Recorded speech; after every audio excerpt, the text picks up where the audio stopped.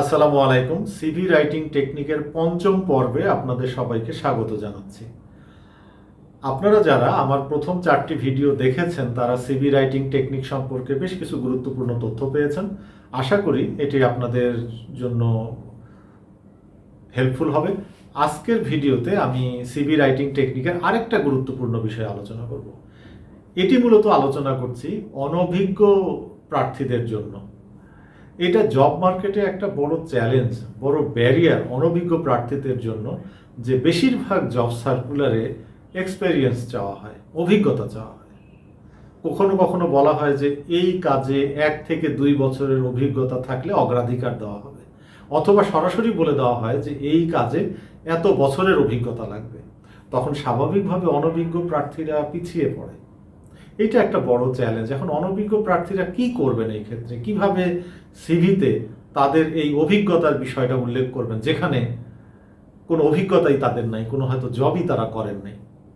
একটা বিষয় খেয়াল রাখবেন, সেটা হচ্ছে যে আপনি যেহেতু অনভিজ্ঞ, আপনার কোনো জবের অভিজ্ঞতা থাকবে না, এটাই স্বাভাবিক। কিন্তু আপনি এটা চ্যালেঞ্জটা মোকাবেলা করবেন কিভাবে? যদি কোনো জায়গায় অভিজ্ঞতারই প্রয়োজন হয়, যেমন ম্যানেজার পজিশনে বা সুপারভাইজার পজিশনে যখন কোনো নিয়োগ দেওয়া হয়, তখন কিন্তু অভিজ্ঞতা চাওয়া হয় এবং সেখানে অভিজ্ঞতা অত্যন্ত প্রয়োজন। কিন্তু অনেক জব সার্কুলার আছে যেখানে অনভিজ্ঞ প্রার্থীও রিক্রুট করা হয়, অভিজ্ঞ প্রার্থীও রিক্রুট করা হয় একই পজিশনের জন্য। অভিজ্ঞতা থাকলে রিক্রুটার অগ্রাধিকার দেয়। কিন্তু একটা কথা মনে রাখতে হবে, সেটা হচ্ছে যে অভিজ্ঞতা 1-2 বছরের থাকলেই হবে না, সেই অভিজ্ঞতার বিষয়টাকে ইন্টারভিউতে প্রেজেন্ট করতে পারতে হবে। অনেক অভিজ্ঞ প্রার্থীরাও তাদের এই অভিজ্ঞতা ইন্টারভিউতে ঠিকমতো প্রেজেন্ট করতে পারেন না। সে বিষয়ে আমি আসছি, একটু পরে আমি সে বিষয়ে আলোচনা করব। তার আগে আমি আলাপ করে নিই অনভিজ্ঞ প্রার্থীরা এই চ্যালেঞ্জটা মোকাবেলা করবেন কিভাবে। আপনার কারিকুলাম ভাইটাতে আপনার অভিজ্ঞতার কথা তো লিখতে পারবেন না, তাহলে আপনি কি করবেন? আপনি যে কাজটা করতে পারেন সেটা হচ্ছে যে কোন ধরনের কাজের অভিজ্ঞতা চাওয়া হয়েছে সেটা ফলো করুন, সেটা ভালো করে বুঝতে চেষ্টা করুন, জব সার্কুলার ভালো করে পড়ুন। আপনি যেটি করবেন, আপনার যদি কোনো এক্সট্রা কারিকুলার অ্যাক্টিভিটিস থাকে, সেটা স্কুল, কলেজ বা ইউনিভার্সিটিতে যেটা ওই জবের সাথে রিলেটেড, সেরকম যদি এক্সট্রা কারিকুলার অ্যাক্টিভিটি থাকে তাহলে সেটা উল্লেখ করুন।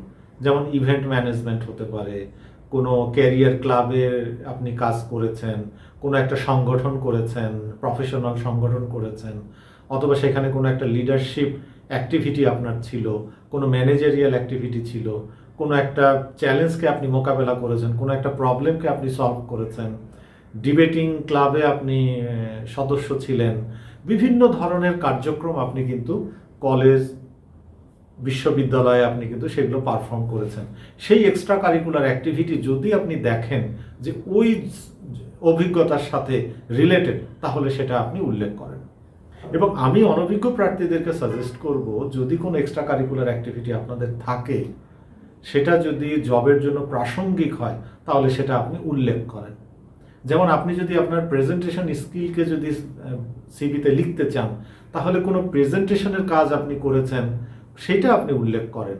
যদি আপনি লিডারশিপ স্কিলের কথা উল্লেখ করতে চান, যদি নেগোসিয়েশন স্কিলের কথা উল্লেখ করতে চান, কমিউনিকেশন স্কিলের কথা উল্লেখ করতে চান, তাহলে এই ধরনের দক্ষতার সাথে যে এক্সট্রা কারিকুলার অ্যাক্টিভিটিগুলো আপনি করেছেন, সেইগুলো আপনি আপনার আপনার কারিকুলাম ভাইটাতে উল্লেখ করতে পারেন।